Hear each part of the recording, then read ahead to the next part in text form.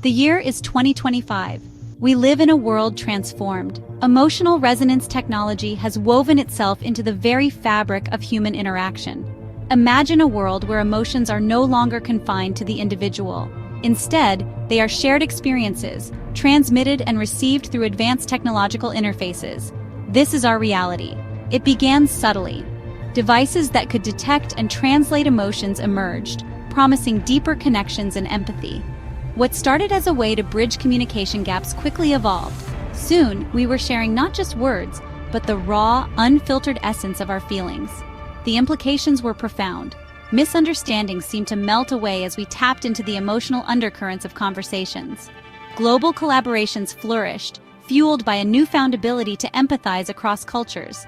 The world, once fragmented, felt increasingly interconnected. However, as with any transformative technology, shadows lurked beneath the surface of this bright new dawn. Questions arose, whispered at first, then debated openly in the digital commons and traditional public squares. Were we sacrificing something fundamental in our pursuit of seamless emotional connection? What did it mean to be human in an age where our feelings could be accessed, shared, and even manipulated with the tap of a screen? The early promise of emotional resonance technology was undeniable. For the first time in human history, we possessed the ability to truly understand the emotional landscapes of others. This had a transformative effect on global relations. International diplomacy, often fraught with misunderstandings and cultural barriers, found a new avenue for progress. Negotiations were no longer solely about logic and strategy, but about building emotional understanding and trust. This led to the peaceful resolution of long-standing conflicts, as empathy chipped away at the walls of prejudice and mistrust. Cultural exchange flourished as people could experience the nuances of art, music, and literature through the lens of the creator's emotions. The world began to feel smaller, more intimate. We were no longer simply observers of other cultures, but participants in a shared emotional tapestry. This newfound interconnectedness fostered a sense of global community. People from all walks of life rallied around common causes, united by a shared understanding of the human experience.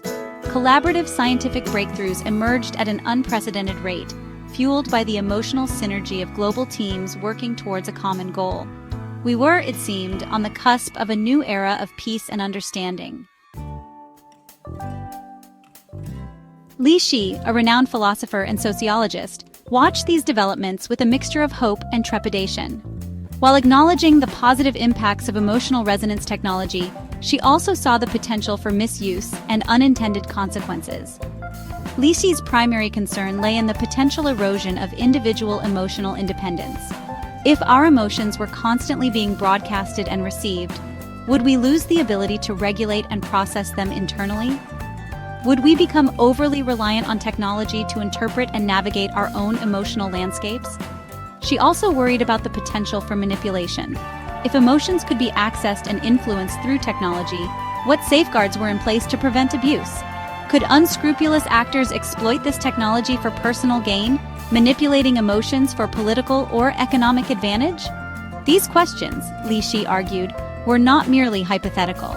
They struck at the very core of what it meant to be human. Our emotions, she believed, were not simply data points to be shared and analyzed. They were the essence of our individuality, the wellspring of our creativity, and the foundation of our moral compass. To tamper with them, even with the best of intentions, was to risk unraveling the very fabric of our humanity. As emotional resonance technology advanced, a new phenomenon began to emerge: the accelerated evolution of collective consciousness. With billions of minds interconnected, a shared emotional landscape began to take shape. This collective consciousness, a vast and ever-shifting sea of emotions, had a profound impact on individual and societal behavior. Trends emerged and dissipated at an unprecedented pace, driven by the collective emotional currents of the interconnected human network. Fashions changed overnight. Political movements rose and fell with the tide of shared outrage or hope, and artistic expressions reflected the complex tapestry of emotions flowing through the global network. This acceleration of collective consciousness was not without its drawbacks. The rapid spread of information and emotions, while fostering global unity, also created an environment ripe for manipulation and herd mentality. Misinformation and emotional contagions could spread like wildfire, overwhelming rational thought and critical thinking. Li Shi and other like-minded thinkers recognized the urgent need for safeguards.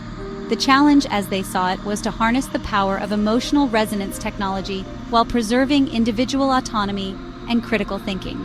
Failure to do so, they warned, could lead to a future where our emotions were no longer our own, but rather instruments in a vast, uncontrollable orchestra of collective consciousness.